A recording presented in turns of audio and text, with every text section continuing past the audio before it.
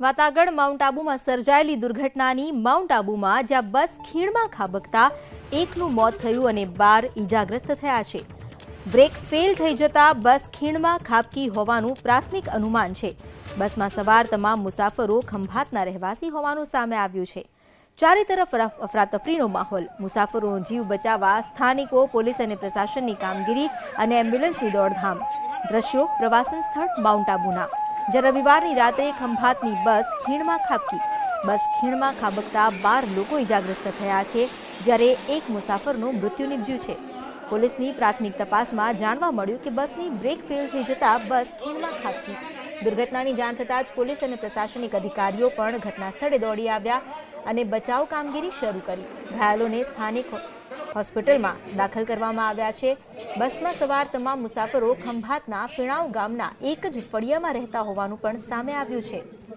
આણંદના સાંસદ મિતેશ પટેલે પણ બનાસકાંઠા વહીવટી પ્રશાસન સાથે હોસ્પિટલમાં દર્દીઓની સ્થિતિને લઈને સમીક્ષા કરી અને સાથે જ તેમને સારી સારવાર મળી રહે તે માટે પણ સૂચના આપી।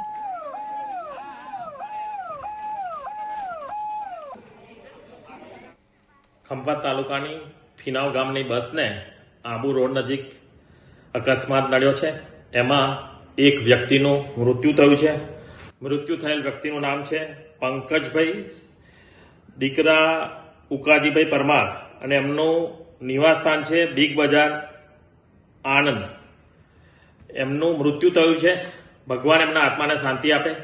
બાકીના 5 નાગરિકોને વધતી મોટી ઇન્જરી થઈ છે, એમની પણ સારવાર ચાલુ થઈ ગઈ છે। આપણા પ્રભારી મંત્રી શ્રી જયદ્રથસિંહ પરમાર સાહેબ સાથે પણ ટેલિફોનિક વાત થઈ છે।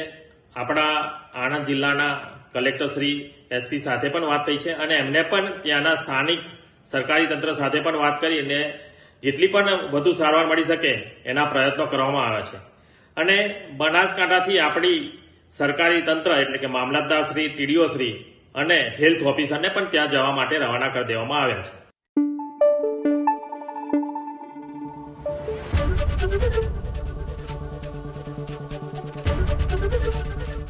एबीपी अस्मिता, गुजरातनी अस्मिता।